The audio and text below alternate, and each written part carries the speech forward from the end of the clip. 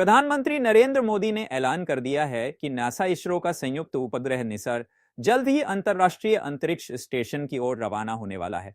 क्या है ये निसार? ये एक सिंथेटिक एपर्चर रेडार सैटेलाइट है जिसे इसरो और नासा ने मिलकर बनाया है। इसका मकसद पृथ्वी पर होने वाले बदलावों पर बारीकी से नजर रखना है।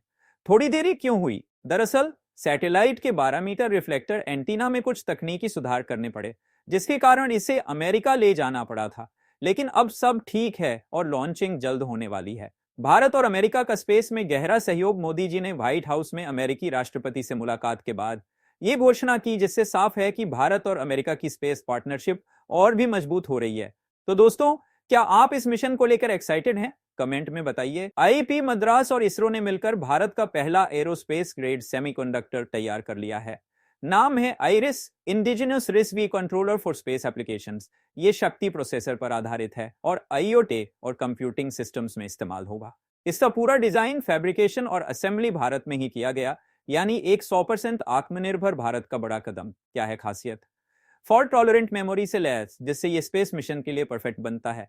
इसमें कॉर्डिक, वॉचडॉग टाइमर्स और एडवांस्ड सीरियल बस इंटरफेस जैसी हाईटेक टेक्नोलॉजी है। आईईपी मद्रास और ISRO inertial systems unit ICU ने मिलकर इसे डेवलप और टेस्ट किया है। भारत का अब विदेशी चिप्स पर निर्भरता कम होगी और स्पेस टेक्नोलॉजी में आत्मनिर्भरता बढ़ेगी।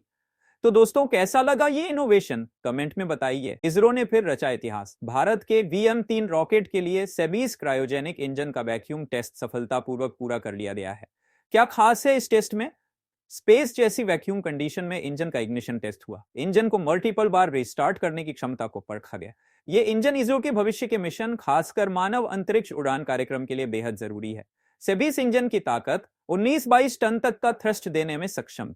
मल्टीपल रिस्टार्ट की टेस्टिंग चल रही है। टर्बो पंप इनिशिएशन के लिए नया बूटस्ट्रैप मोड अपनाने पर विचार। इसरो की यह सफलता भारत के स्पेस मिशन को और मजबूत बनाएगी।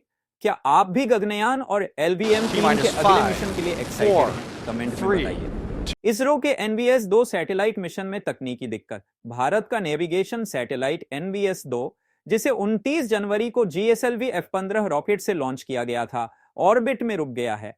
क्या हुआ प्रॉब्लम? सैटेलाइट सही से लॉन्च हुआ, ग्राउंड कंट्रोल से संपर्क भी हुआ, लेकिन ऑर्बिट रेजिंग मैन्यूवर्स नहीं हो पाए, ऑक्सीडाइजर वॉल्व्स नहीं खुले, जिससे थ्रस्टर फायर नहीं कर सके। फिर भी उम्मीद बाकी है। सैटेलाइट अभी भी काम कर रहा है और पावर जनरेट कर रहा है। इसरो नई स्ट्रैटेजी पर काम कर रहा है ताकि इसे किसी तरह उपयोग में लाया जा सके। ग्राउंड कंट्रोल सैटेलाइट को मॉनिटर कर रहा है और ऑपरेशन जारी है।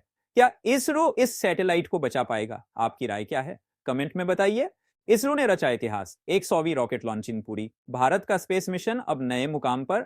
इसरो ने GSLV F-15 रॉकेट के जरिए NVS-2 नेविगेशन सैटेलाइट को सफलतापूर्वक लॉन्च कर दिया है। क्या खास है इस मिशन में? इसरो की 100वीं रॉकेट लॉन्चिंग, नए चेयरमैन V नारायण के कार्यकाल की पहली सफलता, नेविक सिस्टम का हिस्सा, भारत का अपना GPS, स्वदेशी क्रायोजेनिक इंजन से लैस GSLV F-15, शरारती बच्चा से सुपरस्टार बनी GSLV रॉकेट को कभी नॉटी बॉय कहा जाता था, क्योंकि 16 में से 6 मिशन फेल हुए थे। लेकिन अब एक 100% सटीकता के साथ इसरो ने इसे सफलता की नई ऊंचाइयों पर पहुंचा दिया। नेविक्स भारत का अपना GPS 1999 कारगिल युद्ध के बाद भारत ने स्वदेशी नेविगेशन सिस्टम बनाने का फैसला किया था।